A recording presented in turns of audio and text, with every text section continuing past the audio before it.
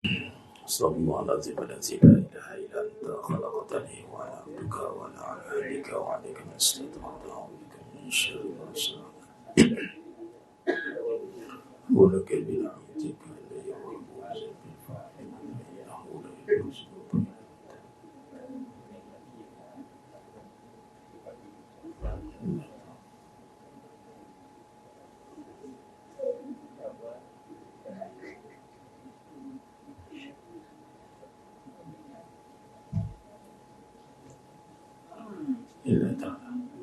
Assalamualaikum warahmatullahi wabarakatuh. Bismillahirrahmanirrahim. Innal hamdalillah nahmaduhu wa nasta'inuhu wa nastaghfiruh wa na'udzu billahi min shururi anfusina wa min sayyiati a'malina. Man yahdihillahu fala mudilla lahu wa man yudlil fala hadiya lahu. Ashhadu an la ilaha illallah wahdahu la syarika lah wa ashhadu anna Muhammadan abduhu wa rasuluh. Allahumma salli ala sayyidina Muhammad wa ala ali sayyidina Muhammad. Rabbi yassir wa la tu'assir, Rabbi tammim bil khair. Rabbi shrah li sadri wa yassir li amri wahlul 'uqdatam min lisani yafqahu qawli. Allahumma aftah alaina hikmataka wa anshur alaina min khazaini rahmatika ya arhamar rahimin. Wallahu allazi la ilaha illa huwa alimul ghaibi wash shahada huwal rahmanur rahim. Wallahu allazi la ilaha illa huwal malikul quddus الملك القدوس السلام المؤمن المهيمن العزيز الجبار المتكبر سبحان الله عما يشركون. هو الله الخالق البارئ المصور له الأسماء الحسنى يسبح له ما في السماوات والأرض وهو العزيز الحكيم. ولا حول ولا قوة إلا بالله العلي العظيم. ولا منجا من الله إلا إليه. أما بعد. أيها المؤمنون اتقوا الله. Usikum wa iyaya bittaqwallah faqad fazal muttaqun. Senajemahnya dimuliakan Allah Subhanahu wa taala. Mudah-mudahan kita semua tergolong dalam golongan hamba-hambanya yang benar-benar bersyukur. Amin ya rabbal alamin. Alhamdulillah. Pertama mula dan selama-lamanya merafakkan setinggi-tinggi syukur kehadrat Allah Azza wa Jalla atas segala nikmat yang telah Allah kurniakan kepada kita hari ini, terutamanya nikmat iman, amal ketaatan. Dalam rupa bentuk yang mana kita lihat hari ini, kita faham nikmat itu yang zahir di mata, yang boleh kita pegang dan kita boleh rasa dengan panca indera kita. Namun ketahuilah bahawa nikmat itu, yakni nisbah kepada dunia, adalah nikmat yang kecil. Dalam surah An-Nisa ayat 77 Allah berfirman, Kul mata'ud dunya qalil. Katakanlah hal berkenaan kesenangan dunia ini nikmat yang kecil. Walal akhiratu khairun liman ittaqa. Dan sesungguhnya akhirat itu adalah nikmat yang sangat besar, malah kekal. Allah nyatakan nikmat akhirat ini nisbah bukan lagi besar tetapi kekal. Jadi perbandingan antara dunia dan akhirat ni bukan lagi kecil atau besar, tapi perbandingan dunia dan akhirat itu adalah kecil dan akhirat itu kekal. Kalau besar dia boleh nisbah balik pada kecil balik, tapi akhirat itu kekal. Jadi kurniaan iman amal ketaatan ni adalah rupa bentuk kurniaan nikmat akhirat. Yang mana nikmat itu kalau kita mampu hayatinya, kita mampu manfaatkan dengan sepenuh hati, sepenuh jiwa, maka kita akan dapat merasai akan kesan kepada nikmat yang kekal itu. Bukan hanya tunggu di akhirat, di dunia telah pun kita mampu menikmatinya. yakni itulah nikmat pada Allah berikan sebuah ketenangan, al-jannatu ajilah, dan ini merupakan syurga yang diawalkan. Dan alhamdulillah kita telah pun masuk pada bulan yang dinanti-nantikan, bulan yang mana padanya itu merujuk kepada sebuah nikmat akhirat, sebuah nikmat yang cukup melimpah ruah kalau dalam konteks gandaan kiraan ni, Masya Allah.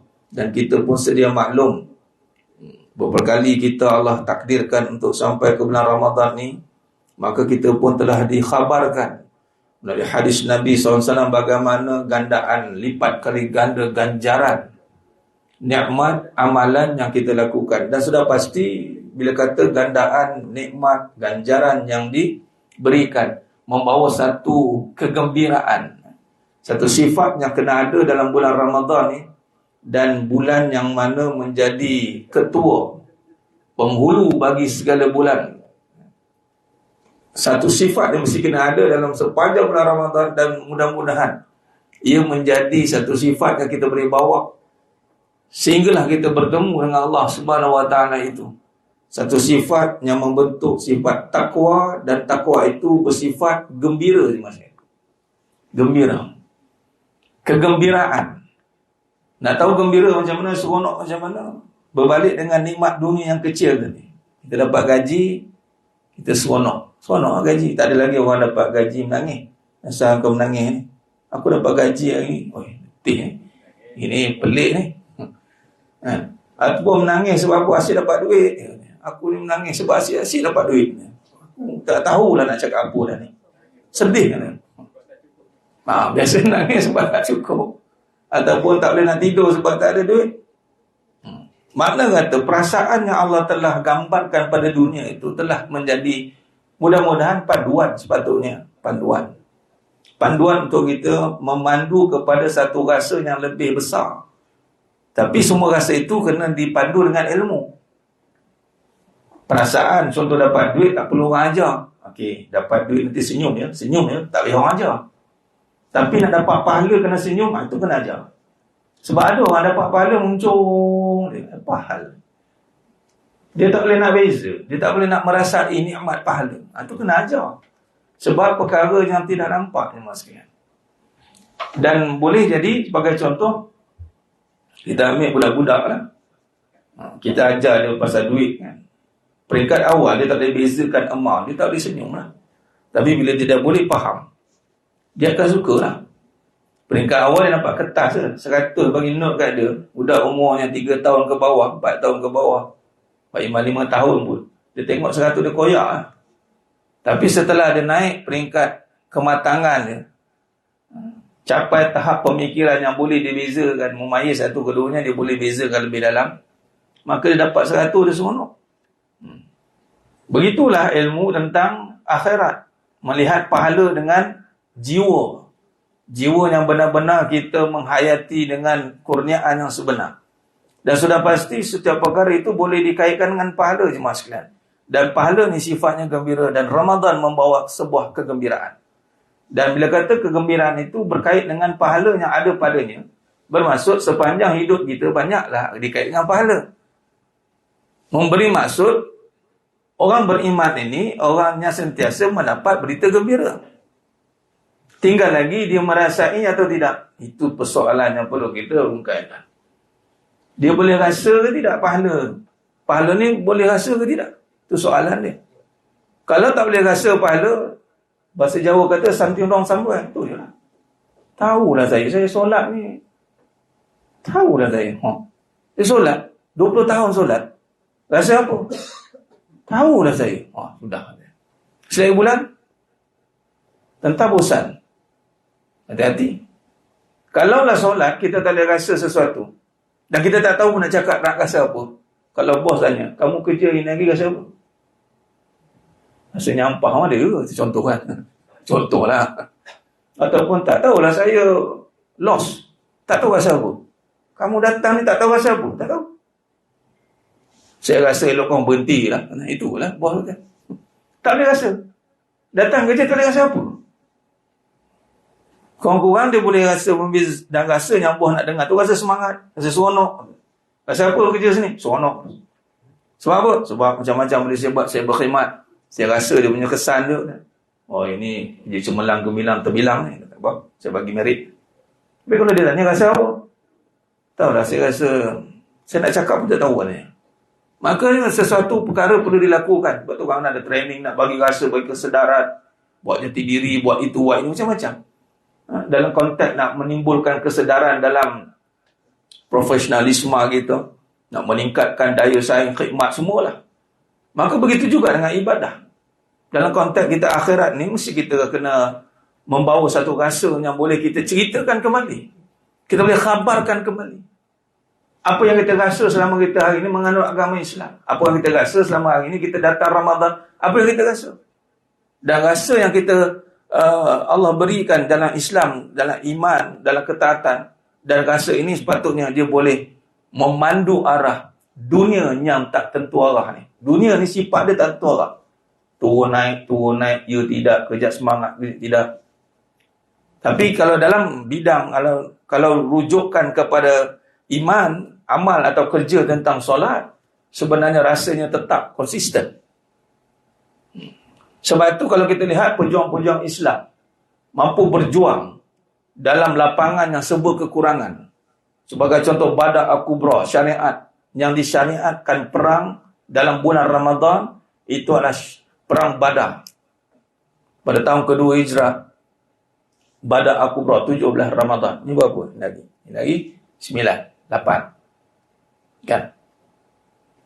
17 Ramadan syariat Badar Al-Kubra. Macam mana sahabat boleh semangat? Dalam keadaan panah terik, satu. Keduanya dalam keadaan serba kekurangan. Ketiganya dengan dikhabarkan yang mereka kena berhadapan ini bukannya tentera biasa, elit. Waktu itu Abu Jahal kata, kali ini kita boleh tapau mereka ni. Kata, ayat macam itu lah. Kita hantar skuadron kita yang paling top sekali. Dia hantar 1,000 tentera, 300 kesatria. Dalam 1,000 tentera tu, kesatria Quraisy dalam Badar Al-Kubra 300 orang. Kesatria ni apa? Berkuda, lengkap baju perang dengan alat tenteranya. Kalau berdiri 300 tu, lawan dengan 313. Kuda ada 2. Berkuda 2. Bayangkan nak berhadapan tentera berkuda Rasulullah dulu. Kalau logistik pengangkutan unta 60. Seekor unta naiklah 3 orang. Daripada Madinah tu. Nak bergerak ke Badar. Kalau siapa pergi Ramadan dalam bulan Ramadan, waktu saya buat tahun lepas, 2 tahun lepas. Tahun lepas Allah takdirkan pergi 10 akhir, Alhamdulillah. Tahun satu lagi, masa buka COVID kan, lepas buka COVID tu, boleh pergi tapi tak ramai, masih lagi dalam SOP-nya. Pergilah bawa jemaah. Terlintah nak bawa jemaah pergi Badar. Dan waktu tu, kawan saya kat sana kata, Ustaz, tak pernah lagi orang bawa pergi Badar ni, bulan tengah terik ni. Inilah masanya, bila lagi? Nak rasa, jom kita pergi. Tapi itulah, nak pergi tu kita bila baca sirah, kita duduk dalam bas, sejuk. Nabi naik unta. Dan pertengahan tu Nabi kata balik ke sahabat semua, boleh batal balik lah. Sebab baiat untuk siti dengan Nabi, bukan untuk berperang. Maka sahabat kata, kami teruskan. Itulah jadi 313, best among the best. Kita hari ini terhutang budi, terhutang dengan 313 ni. Kerana waktu itu adalah titik tolak. Benchmark. Kalau kalah tu, Quraisy kata memang hebatlah mereka. Itu peperangan yang menjadi benchmark. Dan berlaku bulan Ramadan. Dalam keadaan lapar, haus, dari segi fizikal pun begitu, dari segi jasmani, dan dari segi persiapan pun kekurangan, atau dalam konteks zahir lemah. Aspek luaran ni boleh kira memang misi menempah maut. Itu je. Tapi terbalik. Bila urus takbir dengan perkara yang bersifat dalaman, kekuatan inner strength. Dalam training pembangunan insan, kita selalu dengar tentang inner strength, kekuatan dalaman. Tapi inner yang mana? Dalam yang mana? Dalaman yang mana? Dan dalam ni Allah berikan spesial pada orang beriman. Kerana dia ada satu sifat, satu rasa yang takkan boleh dirasai oleh orang yang tidak yakin kepada akhirat. Dan akhirat ni, perantaranya itu cerita tentang pahala. Dan pahala ini yang membawa satu semangat untuk kita survive di dunia. Sifat pahala. Nanti kita akan bincangkan sikit. Dan disitulah berlakunya pertempuran yang dahsyat. Dan akhirnya Islam menang. Boleh membunuh 70 tentera kufar. Disitulah Abu Jahal boleh mati. Bukan pancung. Bayangkan macam mana berperang waktu itu dengan panas, dengan terik, dengan lapar, dengan haus. Tiba-tiba melompat pedang semua. Itu kalau kita ada waktu tu, tuan-tuan pergi ya. Pergi umrah Ramadan. Yang bulan lain pergi Ramadan. Niat pergi tengok tempat battle tu, pertempuran tu. Rasakan suasana dia. Rasa kita boleh macam satu screen tu. Dia tak exactly lah gambaran dia, tapi kita rasa macam suasana tu tengah bertempur tu hebat, sengit. Dan disitulah datangnya tentera para malaikat. Wa ma ramaita iz ramaita walakinnallaha rama. Yang melontar bukan engkau, kata Allah. Yang melontar aku. Ini kekuasaan tentera malaikat. Ni kalau cerita, ni kalau ceritalah The Lord of the Ring, dia tiru ni. Dia tengok dia tentera kufar, tengok malaikat turun. Dan begitulah kekuatan orang Islam. Dan dia tidak mudah untuk dipergunakan dengan dunia ni. Dunia ni sifat uncertainty, yang tak pasti.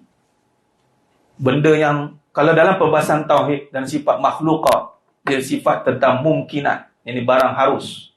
Boleh ada, boleh tak ada. Ya atau tidak. Benda yang tak pasti. Kita tak boleh nak pastikan. Sihat, tengok-tengok sakit. Hidup, tengok mati. Tengok-tengok senang. Dia ni senang. Tengok melingkup. Tengok dia ni susah betul. Jumpa-jumpa tengok. Dia senang dah. Itu dunia. Barang yang tak pasti. Ibarat siang dan malam. Siang elok. Jadi malam. Tak pasti. Cuaca elok. Jadi hujan. Hujan. Jadi dunia barang yang tak pasti. Bagaimana kita nak duduk dalam kepastian? Maka disitulah kita menilai kembali. Dan dalam perbahasan kita ni, untuk lebih fokus pada tajuknya, sambil saya cerita ni, tajuk yang kita bincang dalam pemantapan akidah. Ramadan, bulan pemantapan akidah, memperkasa ibadah. Bulan memantapkan akidah. Ramadan, bulan memantapkan akidah. Sebab apa? Akidah perbincangan pahala ni. Kalau kita hari ni tak boleh nak rasa keyakinan kita terhadap ganjaran Allah dan kita semangat, maka something wrong. Sesuatu perkara perlu dilakukan pada keyakinan kita. Kalau tak boleh nak rasa, inilah masanya nak doa. Ya Allah, bagi aku rasa, Ya Allah, tentang seronoknya pahala, semangatnya pahala ni. Sebab pahala ni sifatnya apa? Dalam surah Al-Baqarah ayat 25. Pahala sifatnya gembira. Wa basyiril lazina amanu. Kabarkan berita gembira bagi orang yang beriman dan beramal soleh. Wa basyiril lazina amanu wa amilus salihati anna lahum jannat. Kabarkan berita gembira bagi orang yang beriman dan beramal soleh. Beriman, sudah pasti kita Ramadan, kita puasa ni. Tak ada lagi orang puasa menahan diri daripada lapar, daripada makan dan minum sebab orang. Tak ada lagi. Tak ada lagi. Takkan berlaku dalam sejarah manusia dia berlapar sebab orang. Dan tak ada satu pun pentadbiran pemerintahan, kekuasaan mana-mana atas muka bumi ni boleh menyuruh orang untuk jangan makan dan minum. Teranglah. Kalau disuruh nanti memberontak nanti. Atau antara perkara yang boleh menyebabkan pemberontakan besar-besaran melibatkan makan minum. Yang main-main. Bila tak dapat makan minum, selagi pula orang tu dia makan lagi. Bergaduh. Tapi hari ni kita tak makan minum, elok dia. Duduk tawaduk semua. Wajah berseri-seri. Dapat hal tak makan minum? Sebab Allah tak bagi. Slow dia jawab. Anna sha'im. Aku puasa. Sebab apa? Sebab Allah. Iman lah tu. Nah, iman telah tertegak dalam Ramadan ni. Auto aktif. Cuma tinggal lagi jangan hilangkan pahala dia. Dengan buat perkara-perkara yang membatalkan pahala Ramadan. Pahala puasa tu. Dengan kata-kata tak dijaga, mata tidak dijaga, telinga tidak dijaga, tubuh badan tidak dijaga dengan perkara-perkara yang dilarang melakukannya. Dan di situ juga kita melihat akidah kita terbina dengan baik dengan kita benar-benar meyakini syariat ini. Tak ada lagi orang pertikaikan. Malah kalau mu'alan yang baru masuk Islam, kalau kita tengok, once dia nak belajar berpuasa, dia tak pertikaikan kenapa tak makan. Apa relevannya? Contoh, kenapa tak minum? Dan akidah ni satu perkara yang mana kita belajar kalau lihat bagaimana nak mantapkan akidah. Itu satu perkara yang kita lihat dalam pensyariatan sesuatu syariat itu tiada lagi istilah question, tak ada. Tiada persoalan, tiada prejudis, tiada prasangka. Sebab tu dalam kata Al-Imam Syafi'i di dalam Fiqhul Akbar, setiap individu dituntut supaya meyakini Allah SWT. Ini kaedah ataupun KPI, cara nak tengok kedudukan kita ni bagaimana dalam konteks akidah ni. Dalam garis panduan Al-Imam Syafi'i rahimahullah ta'ala alaih di dalam Fiqhul Akbar, setiap individu dituntut, setiap kita yang mukallaf dituntut supaya meyakini Allah SWT. Itu nombor satu. Bagaimana nak meyakini Allah SWT itu? Dengan meyakini segala syariatnya. Maka segala syariat yang disyariatkan oleh Allah SWT, terutamanya as-siyam, tak ada lagi orang marah. Nah, begitu jugalah dengan solat, tak ada lagi orang marah. Malah dalam bulan Ramadan lah kita willing, kita rela lagi nak solat malam, solat tarawih. Ada yang buat 8, 3 witir, ada yang buat 20, 3 witir, tak ada masalah. Ada yang khatam pun ada. Satu malam khatam 8 jam tu kat Indonesia. Kan? Timbul perbahasan panjang ke pendek. Panjang pendek tak timbul sebab masjid banyak. Rasa nak lama sikit, pergi kat masjid yang lama. Rasa nak hari ni malam nak ringkas sikit, pergi kat yang ringkas. Tapi janganlah buat sebab nak ringkas, nak panjang tu. Tapi kita nak menikmati suasana tu. Jadi kita dalam bab perkara yang sunnah ni, jangan kita berbalah lah. Bang sunnah kan. Bang sunat ni, jangan kita berbalah. Khilafiah, jangan kita cuba timbulkan. Perbezaan akhirnya membeza-bezakan. Semua tinggal lagi bahagian dia lah. Dia nak buat 20, bahagian dia. Dia nak buat 8, bahagian dia. Masing-masing di sisi Allah. Mudah-mudahan pahala baginya. Dan tergantung tahap keikhlasan dia. Ni pula. Kat mana akan jadikan amalan tu sempurna? Yang menjadikan sempurna itu kemuncaknya adalah ikhlas. Di saat kita mengikut segala tata cara ibadah itu, manhaj yang benar, semua tu ada dalilnya. Yang tak ada dalilnya itu tak buat, tu saja. Saya tak buat, langsung tak buat. Jadi makna kata meyakini syariat Allah Ta'ala itu, dan tak ada siapa yang mempertikai dan nak memberontak. Tak ada. Dia tidak akan memberontak. Malah sampai tahap solat itu sendiri akan membawa kepada sifat rehat. Sampai tahap syariat, solat itu akan membawa kepada rehat. Dan sidang jemaah yang muliakan Allah Subhanahu Wa Taala, meyakini syariat Allah juga, mestilah kita bawa kepada syariat kehidupan. Syariat kehidupan mestilah selari dengan keyakinan kita kepada Allah Subhanahu Wa Taala. Dalam konteks ini, Al-Imam Syafi'i rahimahullah ta'ala meletakkan supaya meyakini Allah Subhanahu Wa Taala. Dalam konteks hari ini tadi syariat khusus ya, khusus. Solat dan puasa sebagai contoh. Dan syariat khususiat ni ada rukunnya, ada syarat tertentunya, ada waktu tertentunya. Itu khusus. Adapun ibadah umum yang kita lakukan, kita kena yakin bahawa segala af'al perbuatan kita, sebagai contoh kita bekerja, itu juga tidak terlepas daripada syariat Allah. Tidak boleh kita pisahkan. Dan bukti kita hari ini yakin bahawa syariat atau ibadah umum yang kita lakukan juga kita nak selarikan dengan ibadah. Saya yakin mana-mana tempat kalau datang bagi tausiah tazkirah, saya akan kata kita test tengok. Boleh tak dia terima bahawa ibadah umum itu ada pada pekerjaan? Macam mana cara dia? Kita pun jawab. Kita pun tanya. Ni datang kerja ni, ini bukan dapat pahala ni, dosa semua ni. Oh, marah. Orang marah. Tak ada cakap macam-macam. Kenapa pula cakap saya datang kerja dapat dosa? Maknanya dia boleh terima dosa pahala ada dalam pekerjaan dia. Ataupun kita kata datang kerja ni, sia-sia ni, tak buat apa-apa pun, sia-sia. Ni dunia belaka ni. Oh, marah. So apa? Mana boleh dunia belaka? Saya dapat duit lagi, saya nak buat nafkah. Nak bayar tu, infak, nak ini, nak tolong orang. Bermaksud kita sepakat lah. Kerja ni ibadah. Okay, kalau kerja ibadah, solat tadi ibadah, puasa ibadah, kerja ibadah.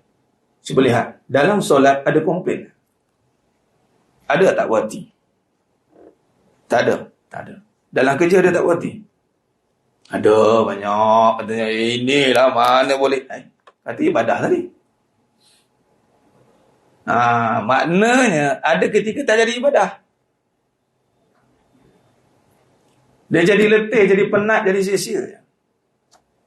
Sedangkan, kalau kita yakin kepada Allah, atas bermula dengan akidah yang benar tadi, semua yang kita lakukan ini, semua akan ditanya oleh Allah. Semuanya.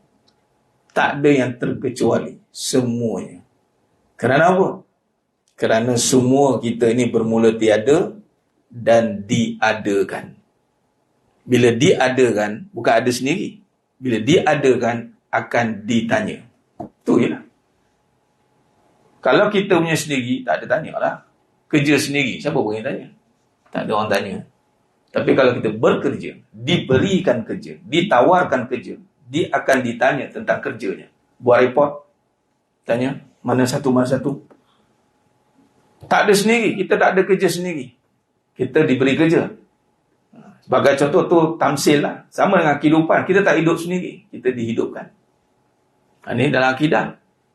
Dalam bab ini pun, kalau kita kaitkan dengan syariat puasa ni, saya juga meletakkan dalam perbahasan akidah ni.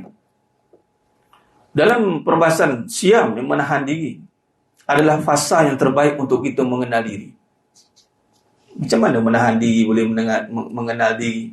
Diri yang mana? Diri yang mana kita ni sedar kita hamba tak ada apa. Sekarang dalam keadaan sekarang.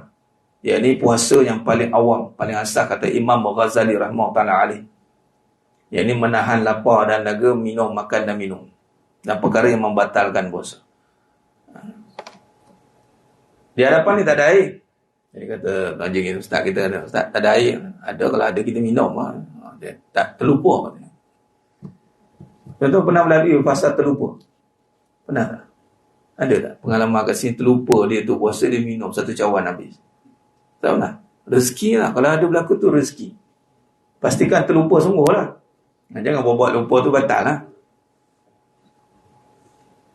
Dan ceritanya saya melalui lah. Hari pertama puasa lah. Hari pertama tekan dia gap. Night flight. Flight attendant. Asia tak silap. Hari tu pergi Kota Baru. Dia ulur air. Kita pun ambil lah air. Air tu pula dengan kacang saya tau. Dan kita minum habis. Saya offer orang sebelah lagi. Tak minum kan? Dah habis minum. Betul-betul habis minum. Kau ingat hari ni hari pertama puasa kan? Kita pun slow. Dia tuk kopi hari tidur lah. Tak tahu apa orang sebelah kata. Nama janggut panjang tu. Makan kata. Tak guna kata. Tak apa musafir kan tuan. Tak apa. Tapi sungguh terlupa. Tapi dalam bab hukumnya rezeki tu. Nak bagi tahu sekarang ni kita haus ni lapar ni. Sekarang kita haus dan kita lapar. Terutama orang yang bercakap ni. Memang haus dah bercakap kan. Adat manusia macam itulah. Tapi kita tak nampak diri kita. Tak nampak aku haus, tak nampak aku lapar. Tak nampak. Yang nampak Allah tak bagi. Itu makrifat. Makrifat pada hukum. Air, setara air tu basic je. Sebelum ni kita tak nampak kenapa aku haus je. Aku nak minum apa? Oh, hari ni semalam dah kata bubble ni. Hari ni kat mana minum air yang bagus-bagus ni? Oh, time bulan tak bukan bulan Ramadan, kita fikir kita. Sebenarnya nak menunjukkan bahawa makan minum pun atas izin Allah. Allah tak izin tak minum kita. Kalau air pun kita tengok kena minta izin Allah, yang lain semua biiznillah. Semua dengan izin. Dan kita ada usaha, ni. Usaha beli air. Ni kata kalau saya tak usaha tak dapat. Okey, mari kita bahaskan bab usaha. Kita usaha nak pergi kedai beli air, buat air. Dan sekali yang bagi izin minum sama Allah. Tak minum juga. Tu kata usaha kita hasil Allah. Tu Ahlussunnah wal Jamaah. Jangan kita nampak usaha kita yang menentukan hasil. Kalau siapa nampak usaha untuk hasil, bahaya. Terkait dengan fahaman atau akidah Qadariyah. Hati-hati. Qadariyah ni dia bergantung pada usaha. Kalau aku usaha, tak usaha tak jadi. Walaupun syariat ni, kita sebelum ni kan kita, kalau aku tak usaha buat air, tak pergi kedai kan aku minum. Kan tengok aku hanya pergi tu semua aku. Okay, sekarang Ramadan, clear Allah buat. Kamu usaha yang menentukan aku. Kita usaha tak hari-hari nak beli air, beli. Kita usaha tak datang tak, sifat kita berkendak pada tu ada. Tapi sekarang bila nak minum, hasil terjadi tidak? Tidak. Kenapa tidak terjadi hasil? Allah tak izin. Lapar. Kita lapar. Pergi usaha masak, beria-ria mak masak, buat mi kari, buat kari kepala ikan, macam-macam masak. Tunggu, dia apa tak makan? Tak dapat izin lagi lah. Ni makrifat. Hakikat tu rezeki daripada Allah. Makrifat ni mengenal Allah. Dan di sini juga kita belajar. Sebelum ni, manusia berkata, menyangka kalau tak kerja tak makan. Dan kita semua kata, kita kerja nak cari makan. Datang bulan Ramadan, dah kerja pun tak makan. Ada duit pun tak boleh makan lagi. Kenapa?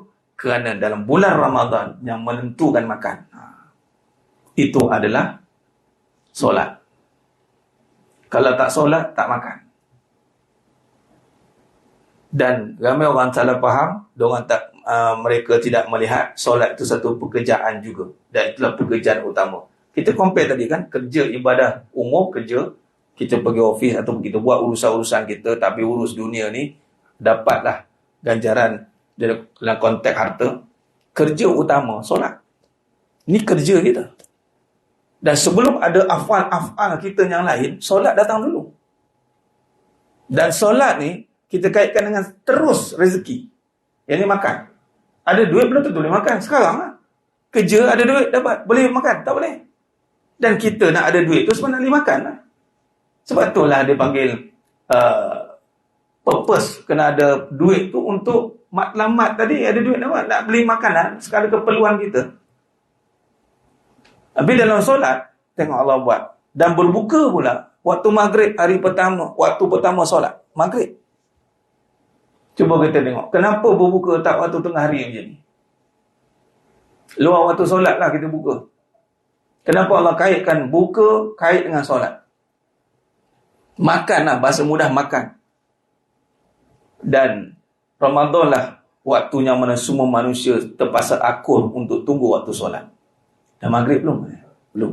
Maghrib belum? Pandai pula kau tanya waktu maghrib. Sebelum ni tak tanya pula waktu maghrib.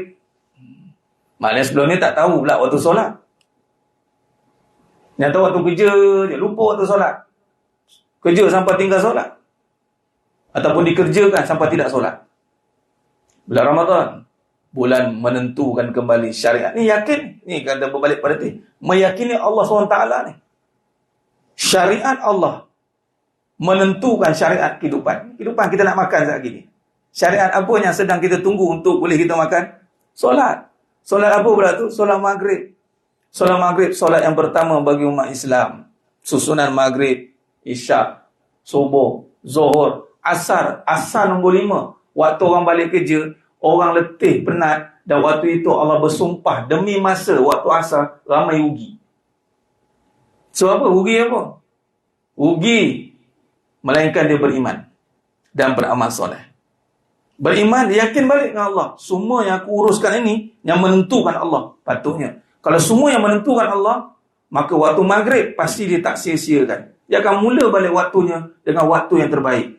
Bukan sebab tak sempat sampai rumah, tapi kena sempat sampai masjid. Kemudian baru balik rumah. Orang lelaki ni ada 2 rumah kena jaga. Bukan 2 orang rumah, 2 rumah. Rumah yang pertama, rumah Allah. Rumah yang kedua, rumah kita. Dalam khutbah Selangor yang tempoh hari gila entah, masjid rumah kedua. Kalau dalam perbincangan ni saya kata masjid rumah pertama. Rumah pertama lelaki kena jaga rumah Allah. Rumah kedua pun rumah kita. Rumah Allah nak sampai, macam mana kita cepat sampai? Ini syariat ni. Meyakini akan kebesaran Allah Ta'ala, tunduk dan patuh kepada Allah. Maka kita bergegas balik. Kena ada buat satu persalinan. Kalau tak sempat balik rumah, persalinan dalam kereta tu, nak bawa naik kereta dan apa, satu set tukar baju. Set. Maghrib sampai ke masjid. Sebab apa? Sebab ada ayat Al-Quran khusus tentang pengimarahan rumah Allah berkait dengan iman. Innama ya'muru masajidallahi man amana billah wal yaumil akhir. Surah Taubah ayat 18. Nah, jadi memantapkan akidah, kita faham balik syariat Allah yang menentukan kepada semua yang berlaku atas muka bumi ni. Bukan syariat kita, bukan kita yang menentukan. Kita kena tunggu solat pula boleh makan. Tiba-tiba nak buka ni mas sekalian, tunggu waktu maghrib, tengok-tengok maghrib tak ada. Agak-agak nak buka je mana. Kalau. Tak berlaku lah macam tu kan. Nak menunjukkan nak makan ni kena tunggu waktu solat. Tiba waktu maghrib tak ada. Tanya bila awak tak azan lagi. Maghrib hilang katanya. Maghrib hilang. Allah. Macam nak makan ni? Kenalah fatwa pula. Jenuh nak fatwa. Contohlah. Tapi nak menunjukkan bahawasanya meyakini Allah. Tadi kita bincang apa ni? Menurut Imam Syafi'i rahimahullah ta'ala dalam Fiqhul Akbar. Setiap kita ni kena yakin kepada Allah. Setara mana yakin ni? Kita kait dengan syariat. Yakin dengan syariat Allah. Jangan ada yang melihat syariat Allah ini tiada kena mengena dengan hidupnya. Ramadan menentukan balik. Kalau orang tanya, solat, jaga solat, berjaya hidup kamu. Orang macam tak nampak. Ramadan waktu terbaik nak ingatkan balik anak-anak kita. Tengok. Solat, kamu makan pun tak boleh. Ini kan kamu nak berjaya. Kita olah lah ayat tu, minta ilham. Tengok. Solat, kalau kamu tak jaga, nak makan pun tak boleh. Jadi kamu jangan bawa main solat. Bagi arahan ke anak kita. Bagi instruction, loud and clear. Kalau kamu tak jaga solat, nak makan pun kamu tak boleh. Kalau kamu pun boleh makan, tak ada keberkatan. Hilang keberkatan, hilang kenikmatan. Ada isteri macam tak ada isteri. Ada anak macam tak ada anak. Ada harta macam tak ada harta. Allah boleh buat macam tak ada je. Berapa ramai hari ni orang mencari dunia tapi tak rasa nikmat dunia. Ada rumah besar tak boleh duduk lama-lama pun, keluar balik. Ada kereta besar pun tak boleh duduk lama dalam kereta, kena keluar balik. Setiap bulan bukan dia bawa. Tak ada tempat yang lama dia boleh nikmati. Setiap bulan sibuk saja ke sana ke sini. Kerana apa? Dia tak nampak syariat Allah menentu syariat hidup dia. Jadi Ramadan meluruskan kembali kefahaman bahawa kita nak menentukan balik, kita nak kembali taat. Sebab tu lepas pada Ramadan, la'allakum tattaqun. Mudah-mudahan kita bertakwa. Takut Allah. Takwa tu apa? Takut Allah. Tadi nak minum pun takut Allah. Nak minum pun takut Allah. Kalau nampak air, tengok air nampak Allah. Ni ihsan ni. Tengok air nampak Allah ni sekarang ni kita ni. Tengok duit pun nampak Allah lah. Kalau tengok air pun nampak Allah, Allah tak bagi. Maka kalau tengok duit pun kena nampak Allah lah. Bukan tengok aku nak apa. Allah bagi duit, Allah akan tanya apa hasil duit. Beli barang apa, beli baju apa, pakai ke mana, kereta untuk apa, rumah untuk apa. Semua ditanya. Summalatus alunna yawma izin anin na'im. Itu dalil. Sebab Allah yang adakan duit tu kan ada sendiri. Dia tak ada tiba-tiba ada. Macam tadi kita usaha. Contoh buat makan. Allah yang mengadakan makan. Kerana sifat ada tu sifat Allah. Manusia ini diadakan. Hakikat atau zati, wujud zat itu. dinisbahkan kepada ada Allah, maka Allah yang mengadakan apa yang kita tiada. Maka adanya kita hari ini, adanya makan, itu kerana Allah adakan. Maka berbalik dengan tadi minum tadi, Allah tak bagi izin minum. Itu semudah tu je kita boleh faham. Apatah lagi seluruh perkara yang ada di muka bumi ini. Dan di sini juga jemaah sekalian, dalam bab memantapkan akidah ini, kita boleh lihat bagaimana kalau kita nak lebih lihat berlakunya konflik manusia ini dalam konteks menilai dan melihat kekuasaan Allah. Manusia boleh terima. Dalam Al-Quran ada menyatakan tentang perbahasan ini, tentang kaum musyrikin. Bila tengok alam ni mas sekalian, tengok langit sekarang ni, tengok matahari, kalau tanya semua akan kata Allah jadikan. Ini pemantapan akidah lagi. Itu poin-poin penting untuk kita lihat. Tengok alam semesta, maka kita akan tunduk dan patuh. Kita akan mengatakan Allah yang menjadikan. Yang berlaku masalahnya adalah bila melihat alam diri, alam rumah tangga. Ini kata nak perinci kata tadi. Kalau tengok alam semesta, kita nampak Allah jadikan. Langit tanpa tiang. Kadang-kadang kita pun tak terfikir. Tapi ada satu soalan, satu tempat lah ni dalam mu cerita. Dia kata apa? Ustaz, nanti kalau Ustaz ceramah, dia ada seorang ni, dia tanya soalan setakat ni, Ustaz ni tak boleh jawab. Soalan apa? Saya kata, langit ada berapa tiang? Tuan-tuan dia boleh jawab. Langit ada berapa tiang? Oh, ni soalan kabat dia panggil. Kabat. Kemahiran berfikir aras tinggi. Saya tanya balik, kita jawab soalan dengan soalan. Kenapa perlu tiang? Sebelum nak jawab ada berapa tiang, kenapa perlu tiang? Jawab dulu. Kemudian saya bagi kira berapa banyak tiang. Sebab nak menahan langit, kenapa menahan perlu tiang? Mana tak kena Allah tu? Apa fungsi tiang? Menahan. Apa yang ada pada tiang yang boleh menahan tu? Mantap. Ngaji agama ni bukan ngaji sempoi-sempoi begitu. Allah jadikan. Kita kena jawab. Sebab di sini, tengok. Kata Imam Syafi'i kata, sambung lagi, keyakinan kita tu kena jazam. Kena putus. Dia tak boleh tergantung-gantung. Dan kena tidak ada syak. Dia tidak boleh zon. Dia tak boleh bersangka. Ya kot. Dan tidak boleh taklid. Tidak boleh ikut-ikut orang. Dia kena faham dengan jelas. Bagi contoh kalau orang tanya, Allah jadikan langit dengan tiang. Tiang mana? Tiang tu apa? Ni soalan ni. Inilah akidah. Akidah ni memang terutama tauhid, dia akan mengasah akal kita. Apa yang tiang? Apa yang kita nak pada tiang? Sifat kuat. Kuat tu bukannya tiang punya. Kuat tu Allah punya. Allah tidak berkehendak pada makhluk. Istighna. Kun fayakun. Kuat. Tak perlu tiang. Yang tiang yang perlukan tiang kita makhluk. Kita yang perlukan tiang, batu lah, kayu lah, konkrit lah, apalah segala bentuk tiangnya ada. Nak dibentuknya bangunan ni. Kemudian dengan izin Allah, Allah datangkan kuat. Kita datangkan syariat. Allah datangkan kuat. Kuat milik Allah. Sebab tu Piramli dah kata, di manakah letaknya kekuatan hang tua? Di kerisnya kah? Atau di tenaganya? Kekuatan hang tua letak pada hurufnya ta. Ta, waw, alif, ha, tua. Kalau ta ditukar pada ba. Ba, waw, alif, ha, buah.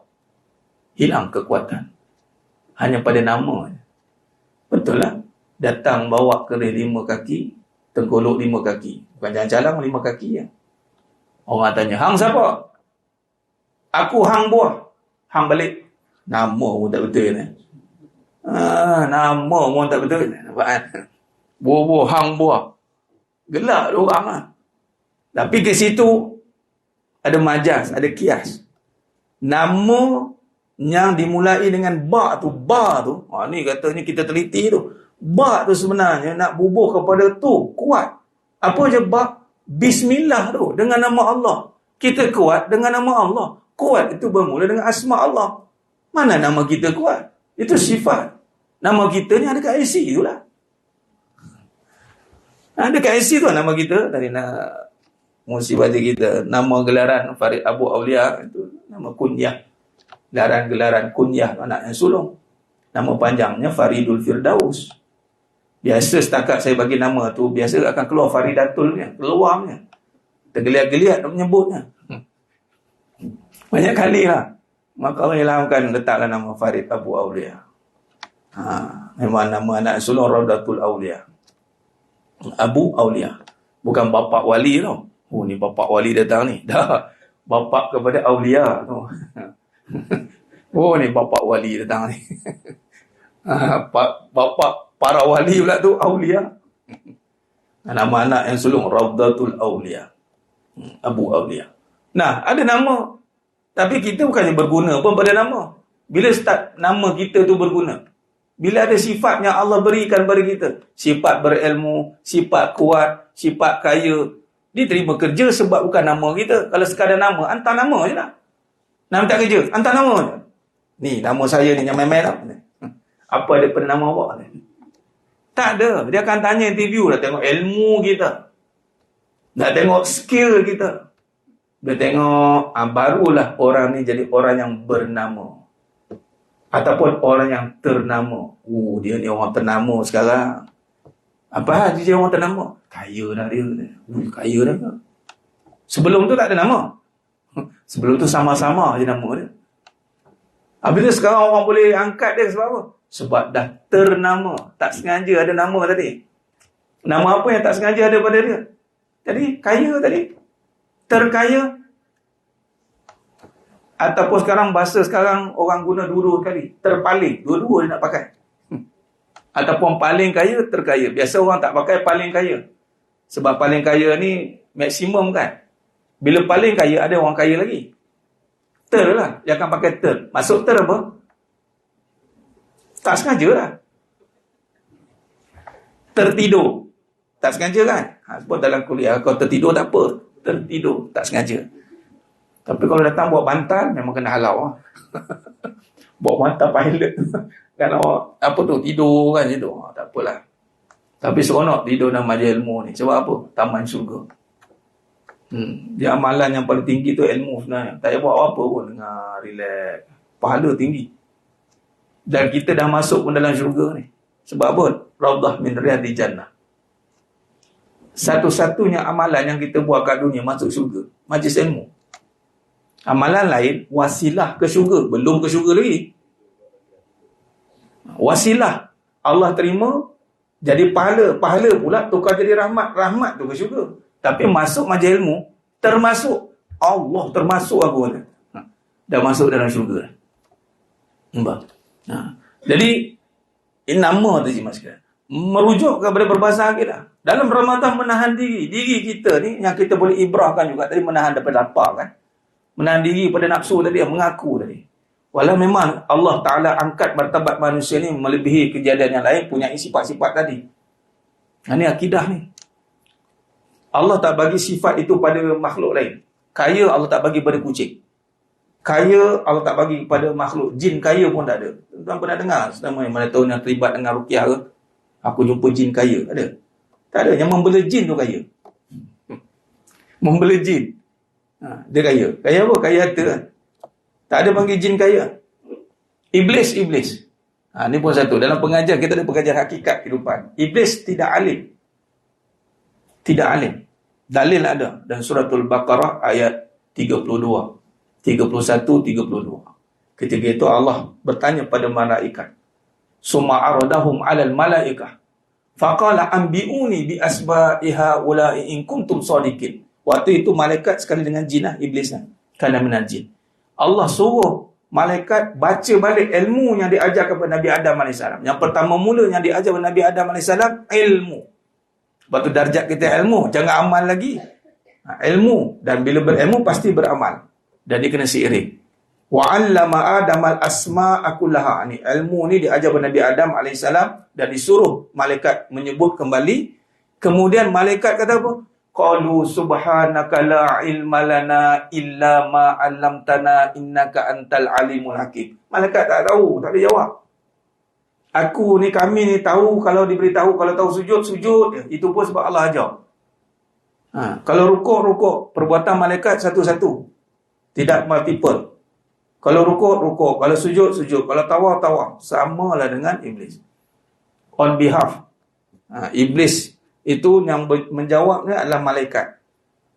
Qalu subhanaka la ilma lana illa ma 'allamtana innaka antal alimul hakim. Yang ada ilmu manusia.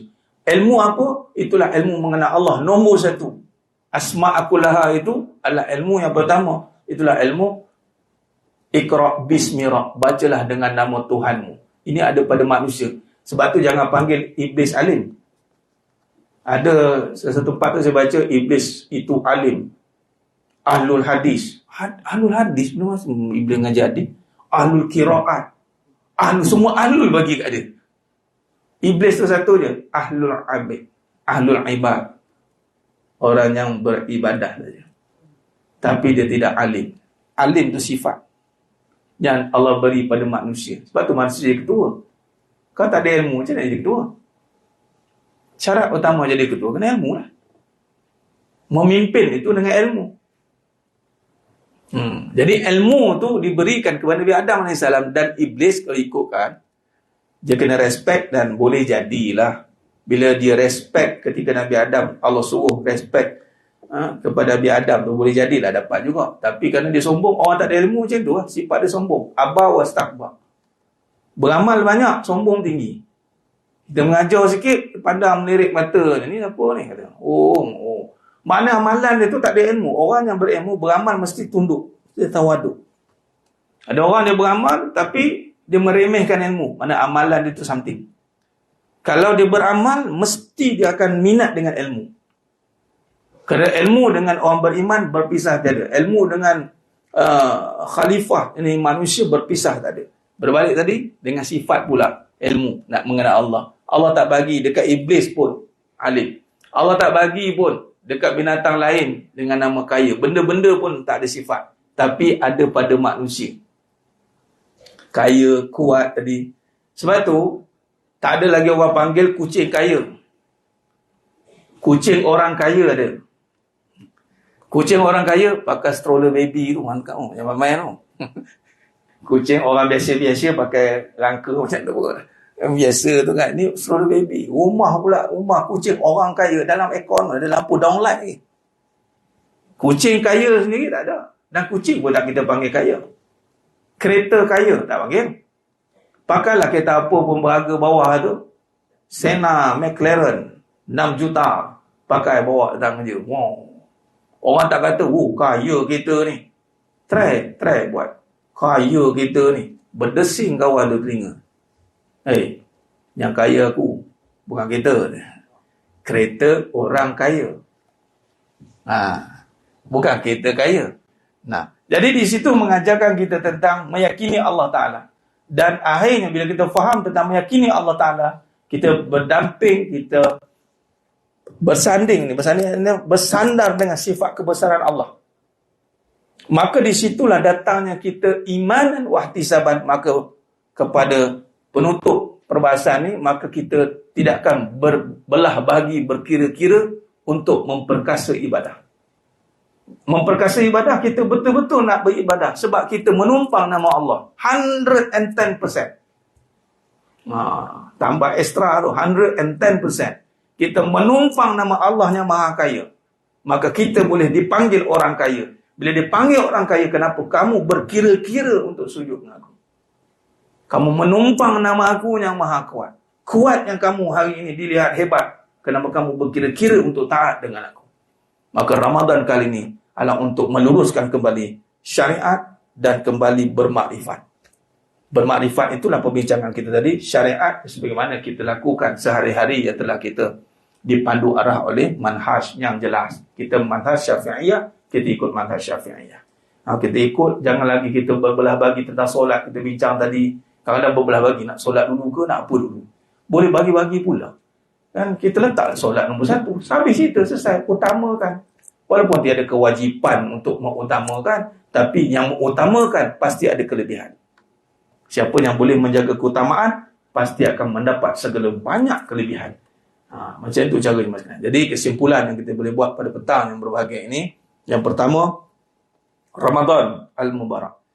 Itu kembali mengajarkan kita untuk memperkasakan memantapkan akidah, memperkasakan ibadah. Bagaimana nak mantapkan akidah? Kita kembali melihat syariat kehidupan ini dikuasai oleh syariat Allah. Sebagaimana tadi kita bincang makan minum tadi, nak makan minum pun kita kena tunggu izin Allah, dan kita lihat kena tunggu solat baru boleh makan. Kalau tak solat, tak makan. Jadi kita tu nampak syariat Allah. Maka pula kita lihat di situ ada tanda-tanda kebesaran Allah pada kejadian alam, pada kejadian diri kita. Di mana tanda-tanda itu? Pada sifat-sifat kebesaran Allah diterjemahkan dengan sifat mahmudah, sifat terpuji yang Allah berikan pada manusia dengan nama-nama yang kita boleh menumpang. Tadi nama kaya, nama kuat, nama-nama yang seterusnya lah, yang kita menjadikan disebabkan nama itu kita bermanfaat dekat dunia ini. Maka dengan itu, bila kita jelas jalan kita tarik itu tu jelas, datang semua itu dengan kekuasaan Allah, maka kita beribadah pun dengan bersungguh-sungguh. Datanglah sifat memperkasakan ibadah. Tidaklah kita hati berbelah bagi di saat kita bersyariat. Kita sungguh-sungguh bersyariat. Dan syariat kita bincangkan tadi, ada khusus, ada umum. Kita bekerja ni pun bersyariat juga. Selagi mana kita pertama niat kerana Allah, dan kita melakukan segala suruhannya, tidak melanggar segala larangannya, dan kita melakukan dengan sebaik-baiknya, maka dia akan jadi ibadah, insyaAllah. Wallahu a'lam bishawab sekalian. Perbincangan kita pada tahun yang berbahagia ni, mudah-mudahan Allah rahmati kita semua. Mudah-mudahan Ramadan kali ini adalah Ramadan yang terbaik yang pernah kita lalui, insyaAllah. Amin ya rabbal alamin. Wallahu a'lam. Saya serahkan kembali kepada kursi majlis kita. Wallahu a'lam bishawab. Jazakallah khairan jazak. Kami ucapkan kepada Ustaz